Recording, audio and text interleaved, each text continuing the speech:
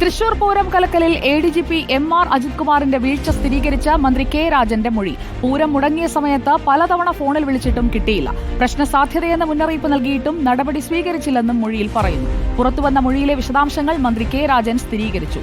പൂരം കലക്കലിൽ നയപരമായ തീരുമാനമെടുക്കുമെന്ന് MV ഗോവിന്ദനും K രാജന്റെ ഓരോ വാക്കിനും വിലയുണ്ടെന്ന് ബിനോയ് വിശ്വവും പ്രതികരിച്ചു.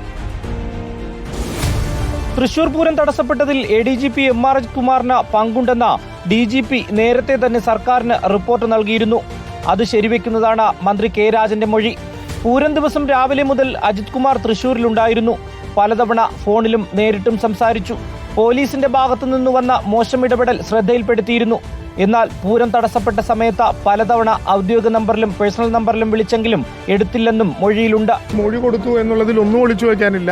മൊഴി കൊടുത്തത് രേഖാപ്രകാരമാണ്. രാവിലെ വിളിച്ചപ്പോൾ അദ്ദേഹം ഫോൺ എടുത്തിട്ടുണ്ടായിരുന്നില്ല എന്നുള്ള കാര്യം ഞാൻ മൊഴിയിൽ പറഞ്ഞിട്ടുണ്ട്. പൂരം കലക്കൽ വിവാദത്തിൽ സർക്കാർ നയപരമായ തീരുമാനമെടുക്കും.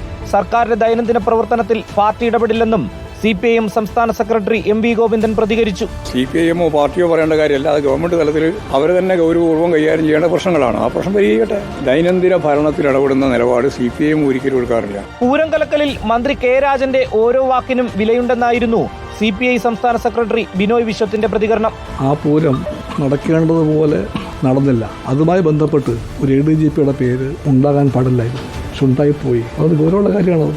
അതും അന്ന് ക്രമസമാധാന ചുമതലയുള്ള ADGP. വീഴ്ച സംഭവിച്ചവർക്കെതിരെ നടപടി ഉറപ്പാണ്. ADGPക്കെതിരെ റിപ്പോർട്ട് വന്നാൽ സർക്കാർ നടപടി സ്വീകരിക്കുമെന്നും LDF കൺവീനർ TP രാമകൃഷ്ണനും പ്രതികരിച്ചു. മന്ത്രിയുടെ മൊഴിയിൽ പറയുന്ന കാര്യങ്ങളിൽ അജിത് കുമാറിന്റെയും വിശദീകരണം അന്വേഷണ സംഘം തേടും. അടുത്തയാഴ്ച തന്നെ നോട്ടീസ് നൽകി MR അജിത് കുമാറിന്റെ മൊഴി രേഖപ്പെടുത്തും. Rinu Sreedhar, in Reporter, Thiruvananthapuram.